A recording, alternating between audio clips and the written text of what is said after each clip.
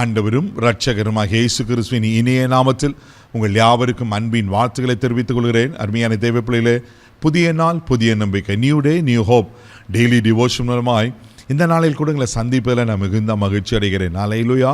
பாருங்கள், 10 மாதங்கள் கடந்து போயிற்று. ஆண்டவர் புதிய மாதத்தை தந்து 2 நாட்கள் முடிந்து விட்டதல்லவா. இன்றைக்கு கூட கர்த்தர் ஒரு புதிய 3ஆம் நாளில் காணும்படி கர்த்தர் கிருபை செய்திருக்கிறார்.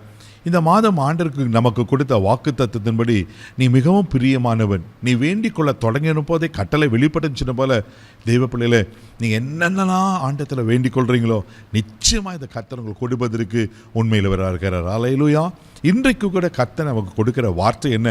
உபாகம் புஸ்தகம் 1ஆம் அதிகாரம் 21ஆம் வசனத்தை வாசிக்க கேட்போம்.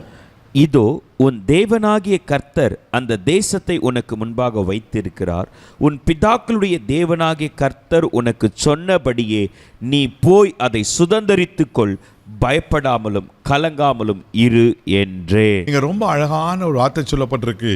நீ போய் அதை சுதந்தரித்துக்கொள், பயப்படாமலும் கலங்காமலும் இருங்கள். ஹல்லேலூயா. தேவ பிள்ளையே, இந்த புதிய மாதத்தில் கர்த்தர் நமக்கு கொடுத்த வாக்குத்தத்தம் என்ன? நீ வேண்டிக் கொள்ள தொடங்கின போதே கட்டளை வெளிப்பட்டது. ஆண்டவர் சொன்னார்ல 1ஆம் தேதி. ஹல்லேலூயா. தேவ பிள்ளைகள், எதுக்கெல்லாம் நீங்கள் ஜெபம் பண்ணீங்களோ கர்த்தர் அதெல்லாம் உங்களுக்கு தர உண்மையில் இருக்கிறார். ஆமே.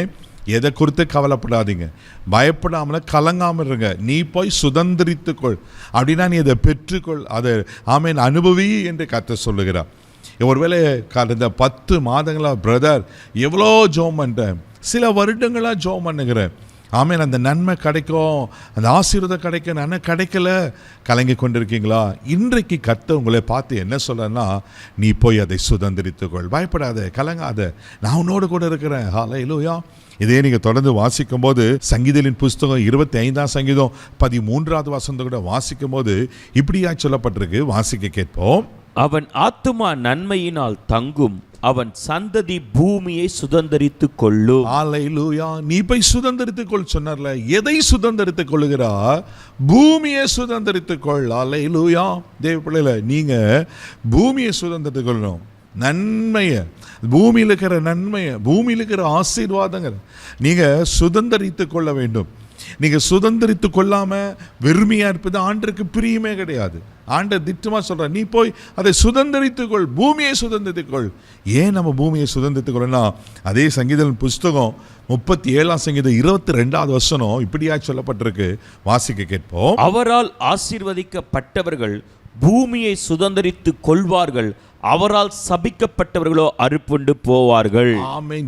ஏன் நம்ம பூமியை சுதந்திரிக்கிறோம்னா, நீங்களானோ அவரால் ஆசீர்வதிக்கப்பட்டவர்கள். ஹல்லேலூயா. தேவ பிள்ளைல, தேவனுடைய பிள்ளைங்க ஆசீர்வாதமாக தான் இருக்கணும். தேவனுடைய பிள்ளைங்க சுதந்திரித்து கொள்ளுகிறவங்க தான் இருக்கணும்.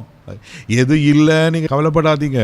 நீங்கள் ஆசீர்வாதத்தை, நன்மையை சுதந்திரித்து கொள்வீர்கள். ஏன்னா தேவனால் நீங்கள் ஆசீர்வதிக்கப்பட்டவர் அல்லவா. கர்த்தர் உங்களுக்கு சுதந்திரமாக அநேக நன்மைகளை வச்சிருக்கிறார். நீ போய் சுதந்திரித்துக்கொள் என்று சொல்லுகிறார். சங்கீதத்தின் புஸ்தகம் 65ஆம் சங்கீதம் 9ஆவது வசனம் கூட இப்படியா சொல்லப்பட்டிருக்கு. வாசிக்க கேட்போம். தேவரீர் பூமியை விசாரித்து அதற்கு நீர் பாய்ச்சுகிறீர், தண்ணீர் நிறைந்த தேவ நதியினால் அதை மிகவும் செழிப்பாக்குகிறீர். இப்படி நீர் அதை திருப்தியாக்கி அவர்களுக்கு தானியத்தை விளைவிக்கிறீர். வசனம் ரொம்ப அழகா இருக்கு.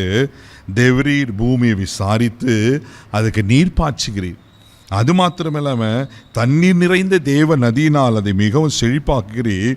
நீர் அதை திருத்தி அவர்களுக்கு தானியத்தை விளைவிக்கிறீர். ஹல்லேலூயா. பூமியில் இதெல்லாம் இருக்குங்க. பூமியில் தானியம் இருக்குது, விளைச்சல் இருக்குது, செழிப்பு இருக்குது, நன்மை இருக்குது, ஆசீர்வாதம் இருக்குது.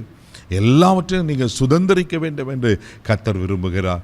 ஒருவேளை என்ன நன்மை கிடைக்கலன்னு நீங்கள் வேதனைப்பட்டிருக்கிறீங்க, இன்றைக்கி கர்த்தர் உங்களை பார்த்து கொடுக்குற வார்த்தை என்ன தெரியுமா?